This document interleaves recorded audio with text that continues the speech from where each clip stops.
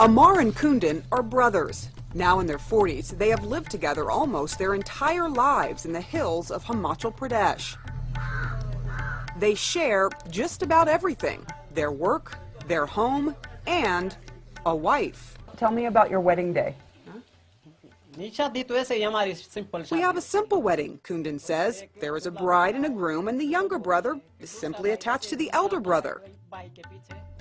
And this is their wife, Indira Devi. The trio have worked side by side as husbands and wife for more than 25 years. It's been going on for ages. My sister-in-law has 2 husbands. My mother-in-law also has 2 husbands, she says. It's called fraternal polyandry, where the brothers of one family are all married to the same woman. It's not common in most of India, but still flourishes in remote parts of the Himalayas. There are about 200 families in this steep hillside village that function pretty much the same, although some wives have 3 or 4 husbands, depending on how many brothers there are. Typically, the marriages are arranged. What about love? Do you love both of these husbands equally, or was this just for tradition? I like both of them. I look at them the same. When I am troubled, I tell them to marry someone else. But they won't. What they do want is children with their shared wife. This is a bit embarrassing, but how do you deal with sex at night? That we have to work out. We make shifts, change shifts, and sleep on alternate days, or else it won't work.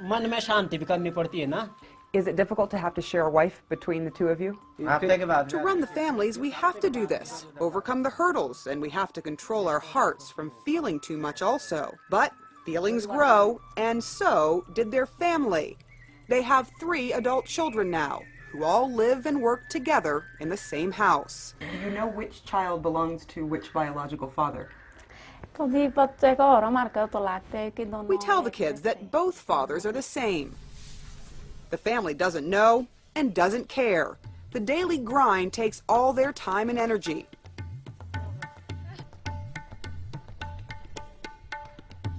There is no room for vehicles here, so everything is carried by head and hand.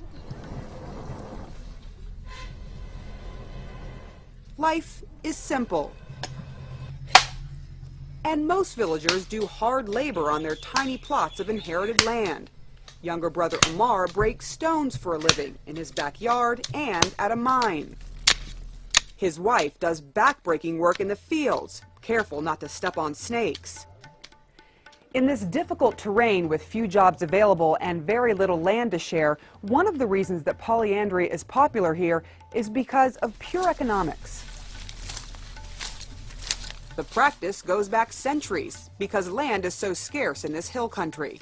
If Amar and Kundan had taken separate wives, they might have had to split the family's little land.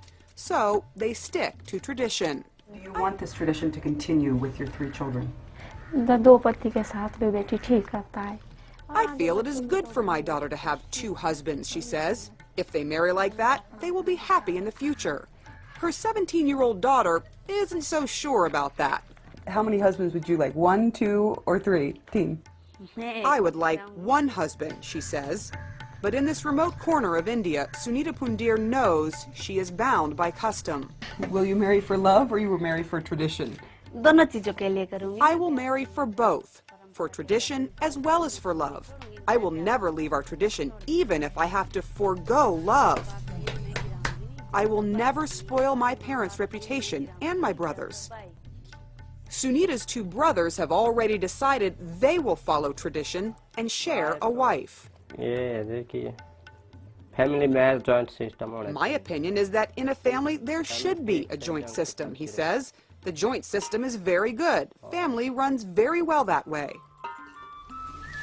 To find one, they'll have to travel to another village.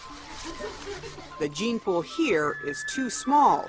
The villagers say almost everyone here is related in some way. There's another incentive for polyandry. For every 1,000 boys born in this region, there are about 850 girls. As education and India's rapid modernization seep into this hill country, though, its ancient traditions may fade away. Until then, life for these villagers will be much the same as it was for their forefathers and mothers hundreds of years ago. Sarah Seidner, CNN, Himachal Pradesh, India.